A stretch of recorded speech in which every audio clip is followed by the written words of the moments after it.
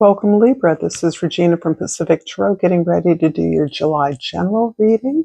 And I pulled from the deck the Five of Cups as your overall energy. You're changing something about your emotional patterns, your behaviors, perhaps recognizing a pattern that's the result of some kind of trauma. This can be trauma of family of origin, or the trauma of getting it wrong in relationships repeatedly, making the same choices repeatedly, and recognizing your responsibility in the heartbreak, the disappointment you experience. You've taken ownership that you were there too in relationships that were unsuccessful. And that can be projects, that can be general failures of any sorts, not just traditional romantic relationships.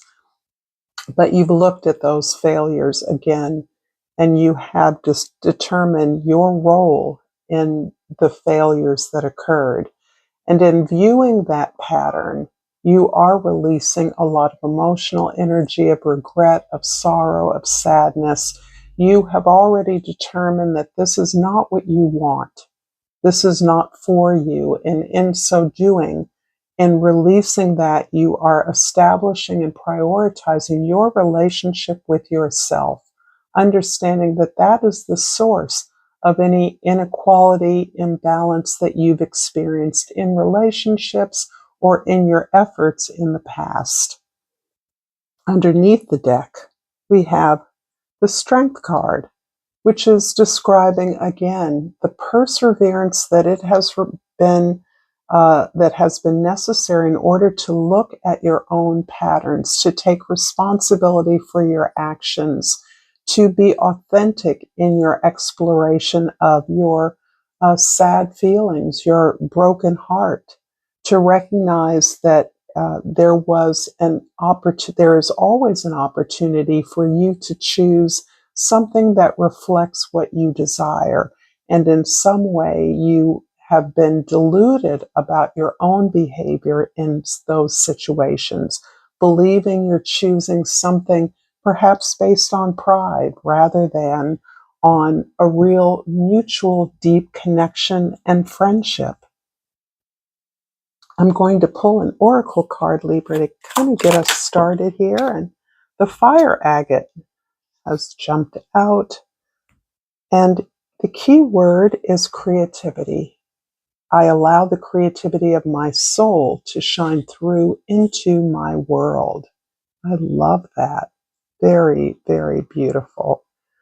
I'm going to acknowledge first that this is a general reading. It may not resonate for all of you.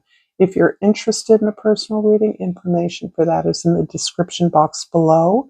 I, moreover, thank you for the time that you spend with me. Your presence here is a connection and helps me do what I do. So thank you for supporting me in that. And in the 10th house, the Three of Wands. This is the area of your social identity, the way others see you. The Three of Wands shows a real focus on your part in setting up new opportunity for yourself. Sometimes this can be organizing a new group, setting up networks of connections, identifying resources, looking at establishing a business, a new team, a new department, in which you have agency to explore the terrain and better ways to use or implement your skills. There's a bravery here. There's a courage and wanting to go into unfamiliar territory, to explore unfamiliar communities and to interact with those. So there's a lot of active networking, putting out your ideas, making presentations even, and then anticipating the feedback. There's an element here where you have to wait for the results of your efforts.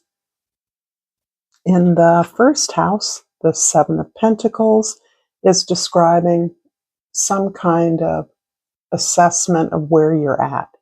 You're looking at what you've created, what you've built, and you're looking at ways to invest in those, or whether the value of investment is worthy. You want to maximize your payout, bluntly, and you want to work harder, work smarter, not harder. So this feels as though you're not quite satisfied with what you have accumulated, what the rewards or outcome has been, and you're really being more strategic and thoughtful about how you employ your resources in order to grow that harvest in a significant way. In the fourth house, the house of your foundation, your family, your history, Page of Swords here is about you paying attention to all the elements of your environment, uh, beginning with a beginner's mind. So you find yourself in a situation where you have projected yourself through your desire to pursue the truth, to pursue a vision, to follow a vision that you feel is right for you, that represents the truth. But finding yourself in this environment, you are taking note of all the possibilities around you. You are mimicking those you admire. You are learning from everyone in the environment, and you are a willing mentee. But you're very observant, you're taking notes, you're paying attention to the details. And this is interesting as you maneuver yourself towards what feels like a vision. This is you on your path. So you have a vision of an outcome you desire, and you're being very careful and thoughtful about the way you use your words as a tool to communicate your desires. In the seventh house of significant others, the Eight of Swords is about, wow, a whole lot of opinions around you, a whole lot of experience you may have. This feels as though it is more about you're cultivating a relationship with your public, your customers, your clients. This can be those that you work for or with, but you have a lot of uh, information and advisement that is surrounding you, a lot of expectations of others, a lot of people that you admire that you are watching for details, for information, for instructions, and this is catching or increasing your anxiety because you can't turn off your mind. And so this is a busy mind that is keeping you up at night, making you wonder and constantly review your choices and the options available to you. I'm going to clarify the Seven of Pentacles in the first house with the Five of Wands in the second house and the Nine of Swords in the third house. There's a lot of working with others. There's a lot of teamwork here, which is your forte, Libra.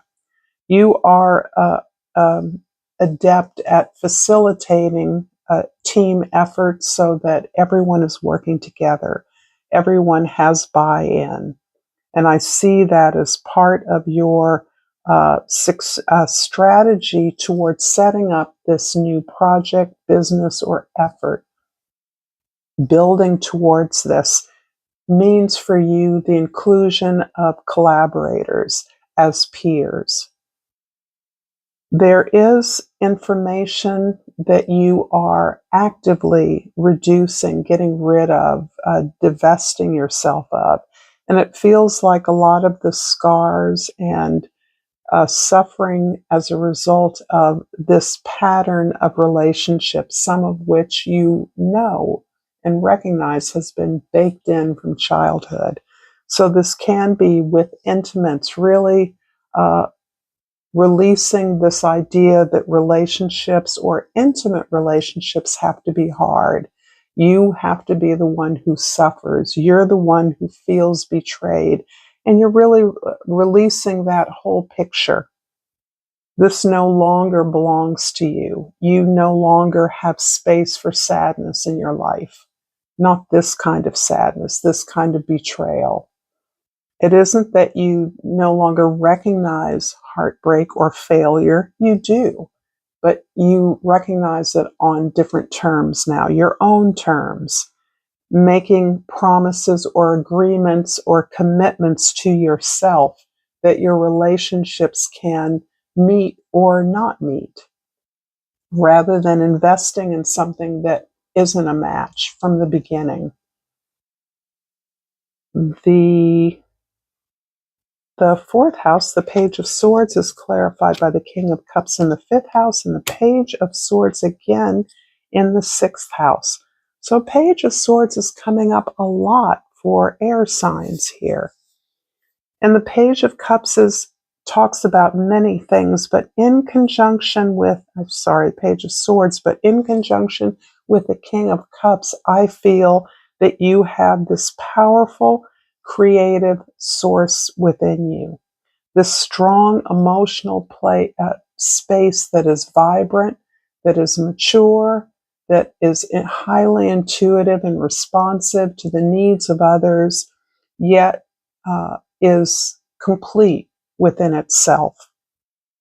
So there's a sense that you have loved, you can love, you will love, but you feel whole first. And that's a prerequisite for any, not only any relationship, particularly friendship, but any creative endeavor comes out of this place of your whole being. And this is a very powerful creative expression, powerful place for your creative expression to be coming from. Page of Swords really emphasizes that as you build towards this new project or opportunity, you're unsure of where everything falls into place. You know how you relate to others and how you want to comprise your team, your project, how you want to organize that, how you want to collaborate with others, but you're not always sure what that looks like. And you find yourself using your words very carefully and thoughtfully so that you can describe your thought process as you are speaking with others about things that have not yet gelled or concretized.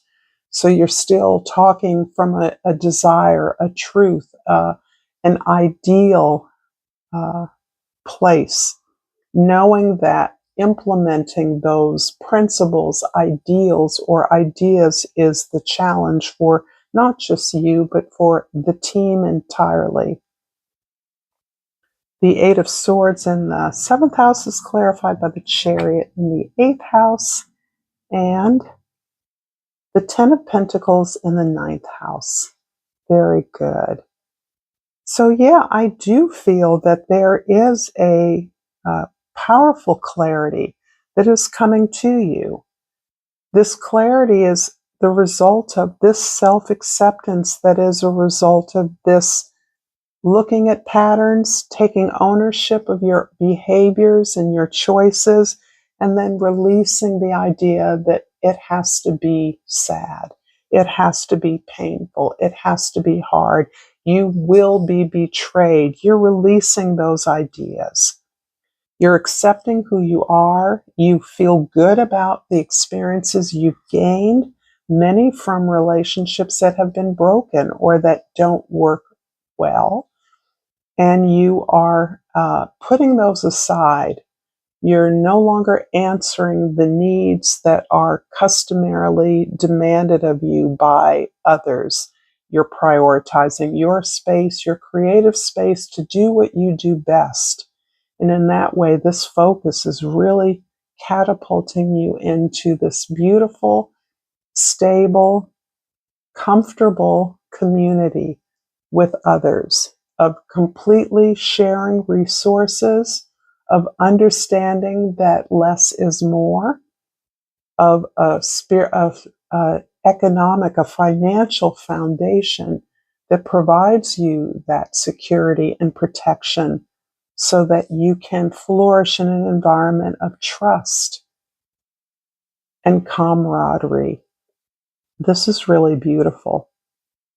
And from this is this picture of you creating a place where people can come from around the world or from different parts of your world and enjoy the sense of uh, joyful resource sharing.